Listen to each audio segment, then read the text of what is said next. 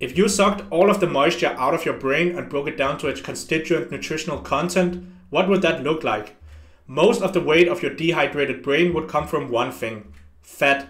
In the remaining brain matter, you would find things such as protein, amino acids, micronutrients, and glucose.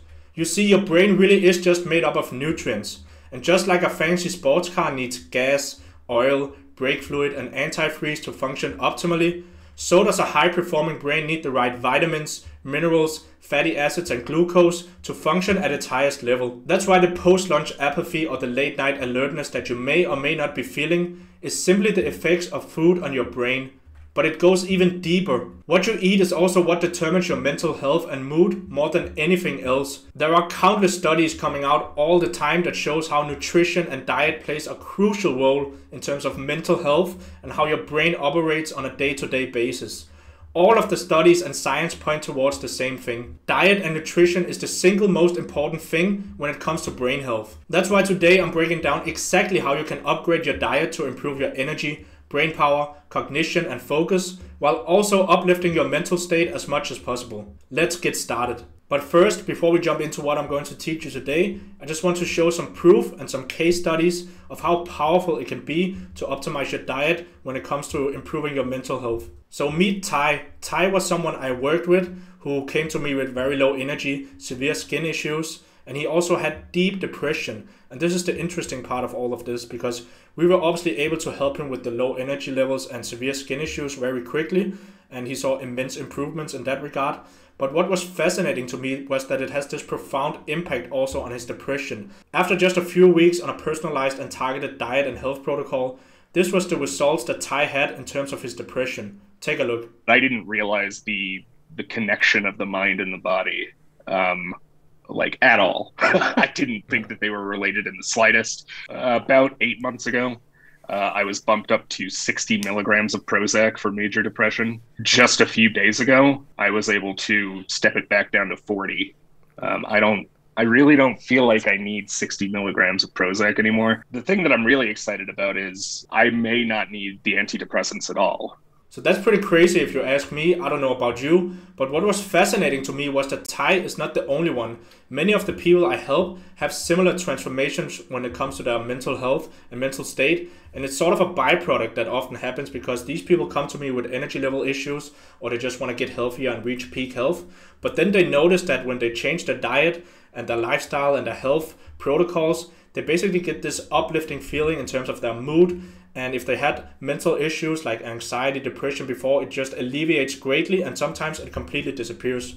So another person I've helped is David, who also supercharged his energy and he boosted his mood. He was sort of in a low point in his life, and when he made these changes, it sort of sprang him back to life, is how he explains it. So you can watch my full interview with David by clicking on the first link in the description below.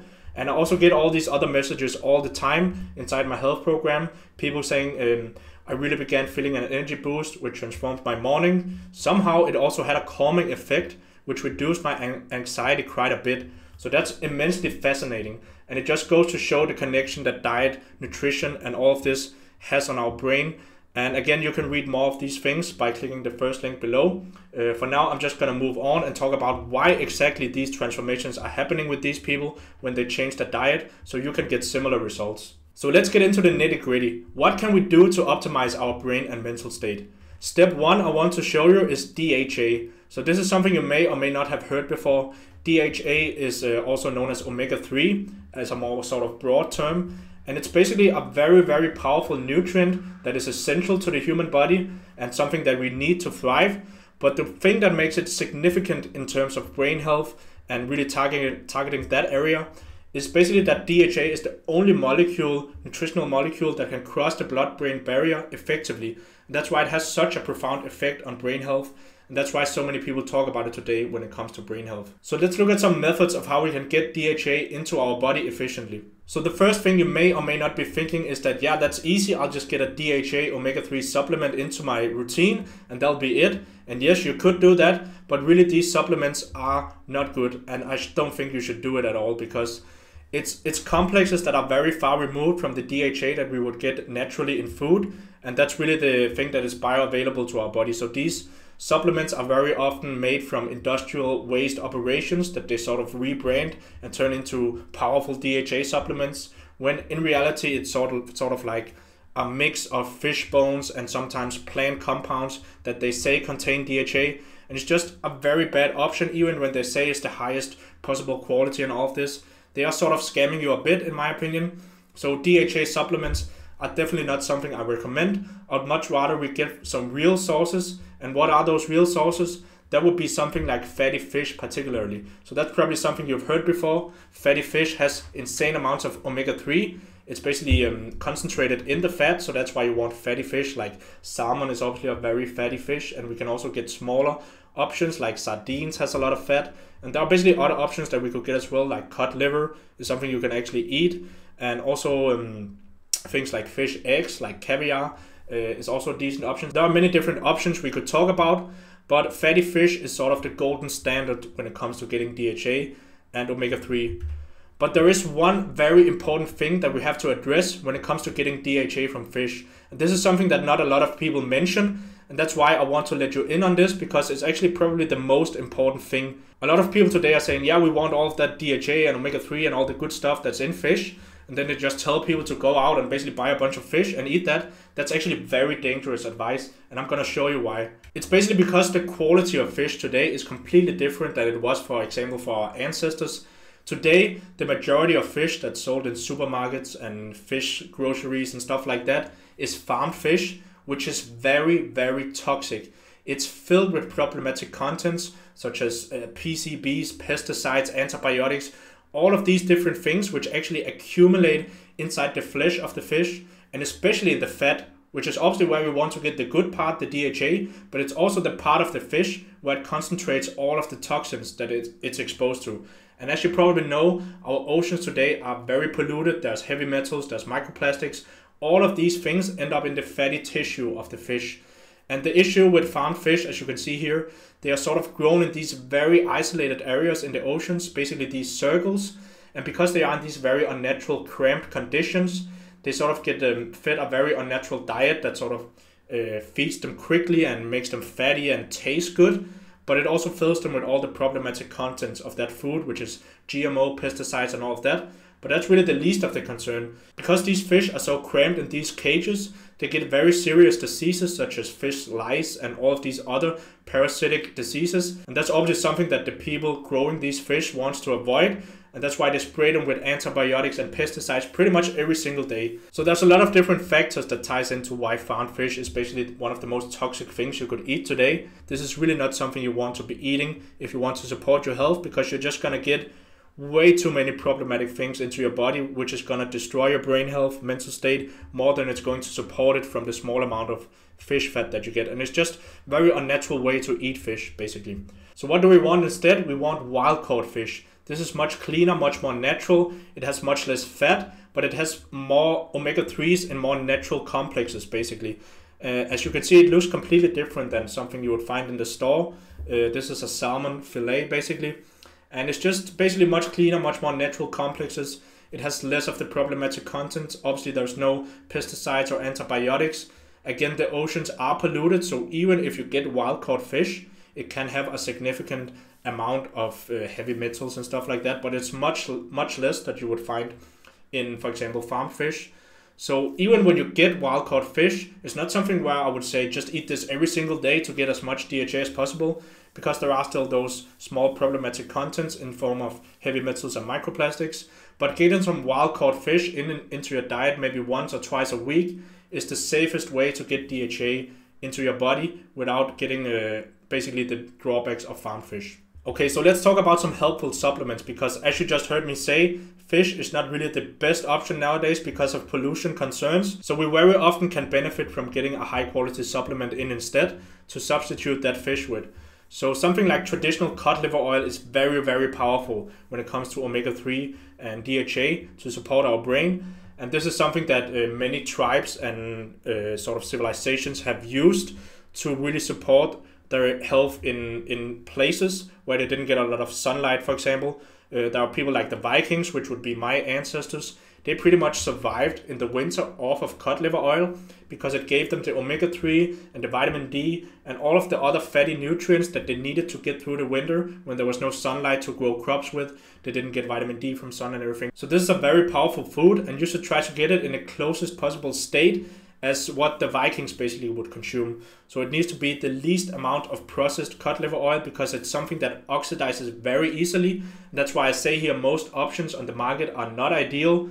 You can find options like this Miller's Tran, I think it's called. It's very popular around the world, especially Norwegian wild-caught cod liver.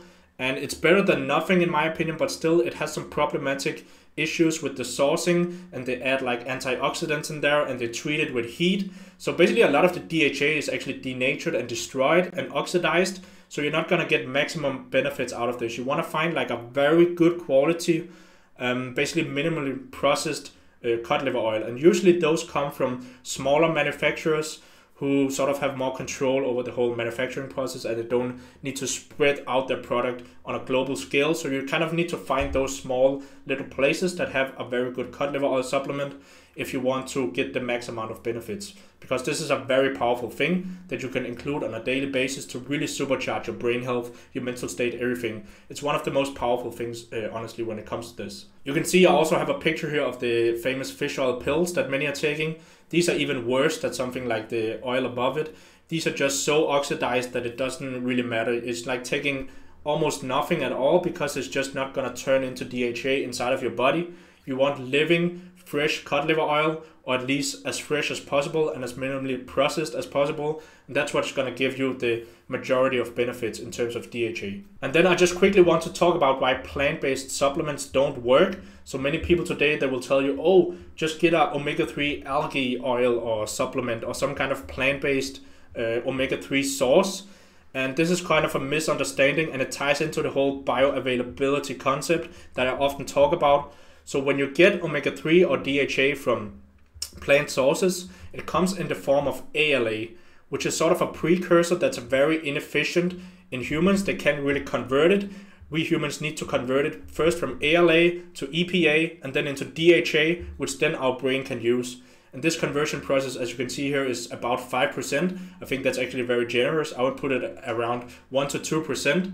So if you get maybe say 100% of your daily requirement of omega-3 from something like algae oil, that is not actually 100%, because keep in mind only 5% maximum of that ALA is going to be turned into DHA. So this is why plant-based options are really not viable, and it's not something you can use to increase your DHA and all the brain supporting mechanisms that DHA supports. And that's basically why fish has so much DHA, is because they eat things like algae and they take the ALA, and they have enzymes and mechanisms in their body that can turn that ALA into DHA within the fish, and then we eat the fish. So in a way we're getting the omega-3 from the algae because it's been converted by the fish. And this is how nutrition works in a lot of cases. It's the same way a cow converts nutrients from grass into B vitamins and vitamin A and protein and amino acids that we can then use to support our health. But if we would eat just the grass, we would obviously get no nutrients in the same way as if we eat a steak.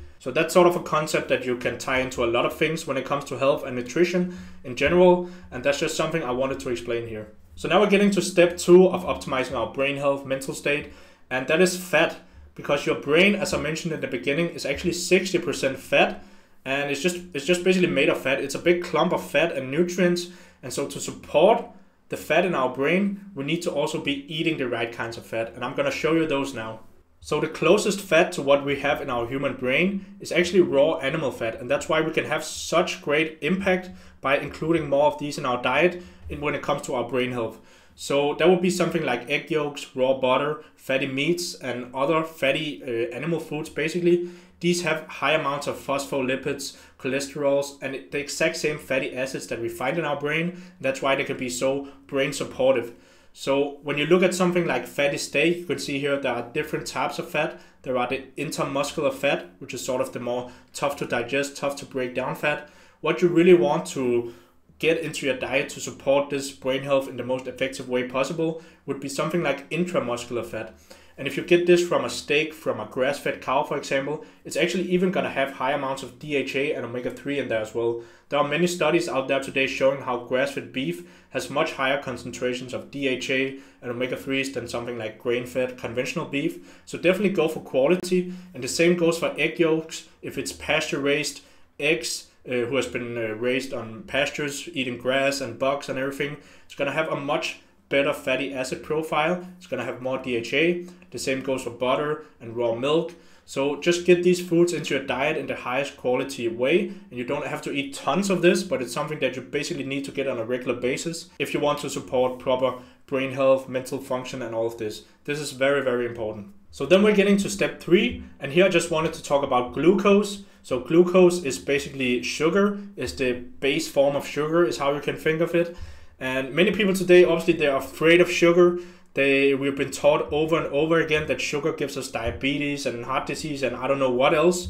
And there are some misunderstandings there that I just want to get into. But first of all, we just need to understand that our brain runs and thrives on glucose. So whenever you introduce glucose into the human body, the brain will instantly use that as its major fuel. So that sort of tells us that this is something that the brain and body in general prioritizes. And it's basically the most effective and efficient fuel that we can give to our brain. And I just have 2 options here. We have fruit and raw honey. These are both very natural complexes of fructose and glucose in very natural balances. And it's gonna spike your blood sugar and everything else in a whole different way than something like cane sugar or white refined sugar, which is even worse. These are basically very concentrated sugars, and those are the ones that people demonize nowadays. And for good reason. I still think that you could include something like organic raw cane sugar more effectively into your diet to increase glucose. But my favorite ways of doing it would be something like raw honey and fruits, because they just have the natural complexes of fructose and glucose, as I mentioned. And also with fruit, you get fibers and you get starches that also help control and regulate the blood sugar. You're not just getting that instant spike from refined sugar that you would get from maybe eating a piece of cake or a donut or something else that's made with refined sugar. You're actually getting it into a natural bioavailable way that your body can handle, and it can extract the fructose, it can extract the glucose to support your brain. And with raw honey, it's similar, but you don't have the fibers in there. What you have instead is something very, very unique when it comes to glucose-rich foods, and that's probiotics and enzymes within the honey to help turn that glucose efficiently inside the gut into glucose that can support the brain. So this is something you can't find in any other foods that contain sugar and glucose and all of this. It's just something that really supports you against these blood sugar spikes and these negative effects that people usually associate with sugar. For this slide, I just wanted to give you 2 very powerful options to increase your glucose intake, and that would be something like fresh fruits, bananas, apples, berries, dried fruit. You have so many different options, frozen fruit. And then you can also get raw honey, which is even better in my opinion. It has enzymes, probiotics, and all of the good stuff. There's a lot of other benefits to it. We could make a whole video about honey one day. Honey is just so powerful. You can get it in most places. You can go find a local booth or whatever that sells raw honey. So try to get some of that into your diet. Then we have step 4, the gut-brain connection. So this is something that has gained increased notoriety in the modern world, that our gut is actually extremely connected to our brain more than anything else. It's extremely profound once you start reading into studies on how the gut really interacts with the brain. So basically the bacteria and the enzymes and all of the other things we have in our gut, they basically control our emotions and how we feel and even how we act and the amount of energy we have. Basically everything that we sort of think is just a brain problem is often also a gut problem. So gut bacteria actually produce and control so many different neurochemicals and neurotransmitters, such as GABA, for example, which is a neurotransmitter that sort of controls the calming state that we're feeling, anti-anxiety sort of properties. That's controlled from the gut. We have serotonin, what many people call the happiness chemical. 95% of that is produced in the gut. 95%, that's almost all of it. So if your gut bacteria is out of whack, you'll literally not be producing the happiness chemical serotonin in the correct ways. So this is why the gut-brain connection is so important when it comes to achieving proper mental health state and also achieving the abundance of energy that we can get from proper brain health. And there are many other neurotransmitters and hormones, and basically new things are being discovered all the time about the gut and how it's impacting our brain. So this is something that you really need to take seriously. And that was sort of just a point that I wanted to go over here. So this basically means that the smoother you can make your digestion and gut health, the calmer, happier, and more focused you can make your brain. This is very, very powerful. So how can we do that? Well, I'm just going to give you a few options here to work with. Really, this is a long topic and it's something that's very personalized and individualized. So that's something that people often need personal help with, because there are so many different factors that tie into our specific gut dysbiosis and the gut problems we have, which pretty much everyone has nowadays. It's just a modern problem. And that's why we're also seeing so many mental health and brain-related problems, in my opinion. It's connected to the state of our gut. So there are many personalized aspects that we need to take into account there. Genetics, our environment, what we're eating, what sort of many different things, what we have been fed with during childhood and stuff like that. All of that impacts how our gut bacteria and overall gut health is today. So that's just to tell you that there are many personalized aspects that you need to take into account here. But these are just sort of just two general things that anyone needs to do first of all to sort of reset and improve their gut health, so they can also improve their mental state and cognition. The first one I have here is fasting. And as I've said before, fasting is pretty different when it comes to men and women. So the advice I'm going to give here is in majority targeted towards men, because it's mostly men watching my videos, if I'm going to trust my analytics at least. So fasting can be very helpful to sort of give your gut a break and basically just reduce the stress of everything you're eating, so it can sort of find its natural balance. So it's just a very simple thing, and I don't recommend doing long fasts of up to 24 hours and stuff like that.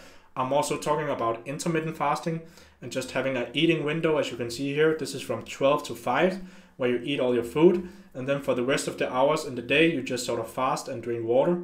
That's like just an example of a schedule you could have. Again, this is also tied into many different personalized aspects of how you would want to do this optimally. It ties into how you're living your life, your lifestyle, your requirements, your weight, and your nutrient deficiencies and your toxin exposures. Again, there are so many different personalized things when it comes to gut health.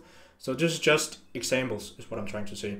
The next thing we really want to do is to find trigger foods. So everyone today who has gut dysbiosis or mental problems, which is pretty much anyone in my opinion, needs to find their trigger foods. So these could be many different things.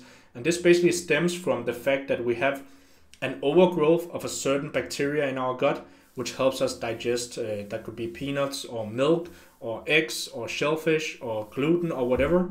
And if we have an overgrowth of that bacteria, it sort of takes room and diversity away from other bacterial compounds. So you can think of it as if your gut is imbalanced, there's gonna be islands, almost you can think of it in your gut, that's not gonna be able to tolerate certain foods. And you basically wanna cut those foods out first and foremost, and then heal your gut, and you'll be able to tolerate those foods again. So some common foods that some people just can't tolerate at all because they don't have the diversity and enzymes in their gut to digest and absorb them would be something like gluten. Some people really can't tolerate pasteurized dairy, so the dairy you buy in the supermarket, which has been pasteurized, homogenized, heated, they just don't have enough enzymes and probiotics to tolerate that stuff. For a lot of people, it's things like nuts and even vegetables and stuff like that. So you basically have to figure out your trigger foods, and a way you can do this is sort of by going on an elimination type-based diet, where you just stick to a very simple diet of something like it could be meat and rice and vegetables or something else. You have to figure this out on your own. And then you sort of slowly introduce foods, and you sort of see when that trigger is triggered. And then you know that it's that food that's causing the problem, and you need to remove that food from your diet for a longer period of time. And then you want to also do some healing methods and whatnot to heal your personalized gut problem. And again, as I said, we have so many different ways of doing that. Okay, and then I just wanted to talk about some stress triggers on the gut, because this is something that's often also ignored. It's not only our gut that impacts our brain also impacts our gut. So it's a whole relationship that we just need to optimize as much as possible. So the major thing that a lot of people have issues with nowadays would be stress and how that impacts their gut microbiome and their gut in general. Because when you are stressed, your body sort of goes into a mini fight or flight adrenaline producing system, and that system sort of suppresses many things like digestive juices, enzymes released from your organs and stuff, because basically your body is stressed, so it thinks from a primal state of mind that there's some kind of danger, there's some kind of threat that it needs to get away from. So it's constantly sending energy to your muscles and to your blood flow and everything, so you can get away from that threat. And to do that, it has to suppress certain activities such as digestion and the production of enzymes and beneficial bacteria and stuff. And that makes sense. You have really no business trying to digest food and everything when you're running away from a threat in nature. So that's sort of the biomechanical way it sort of works for the body. And that's sort of inconvenient, obviously, because many of us today, we live stress-filled lives because of our job, relationship, whatever. But that stress is constant, and that sort of really destroys our gut at our physiological level. And that's something that you really want to target with some anti-stress remedies. So whatever you can do to reduce that stress in your life, especially before you eat your meals, because that's really the state where you want to be able to extract as much nutrition and benefits from the food you're eating, obviously. So that's when you want to just calm down, like take a 10-minute walk, try to do some calming activity, basically to calm your nervous system and tune into your parasympathetic system that activates digestion. And that's going to help you out a ton with your gut health, especially. And the same thing goes for other sort of stress-related responses that we often have. So if you're walking around with a lot of social anxiety or just anxiety in general, that will do a similar thing in your body, and you will have a much tougher time optimizing your gut microbiome and in turn optimizing your brain health. So we really want to do all we can to calm that down, to use anti-stress remedies, to work with our mental health, anxiety, because that in turn is going to help our physiology and gut, which is going to create the positive feedback loop that's going to get you out of the negative mindset and mental state. So it's just this whole thing that we have to work with from a physiological aspect of what we eat, but also the thoughts we think and how we navigate and the state we eat our food in and all of this. So that's a very important and interesting aspect in my opinion that I want to talk much more about in depth. So perhaps that's something we want to talk about another time. There's also things like circadian disruption. So if you're drinking a lot of caffeine, you're also producing a lot of stress, which does a similar thing as what I just talked about. If you're not getting enough sleep, again, your body at a physiological level is thinking that you are in some kind of threatening state where you're not even able to sleep because you're trying to basically survive. So you need to really optimize your sleep as well. So a simple way you can optimize your circadian rhythm is just to try to regulate your light exposure at night. So try to go to bed when the sun is setting, or at least somewhere around there, and try to wake up when the sun is rising. That's very helpful. You can wear blue light blockers and stuff to cut out blue light from screens at night.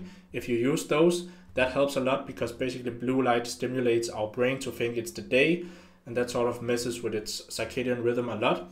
So again, there's a bunch of different things here. I don't want to go too crazy in depth.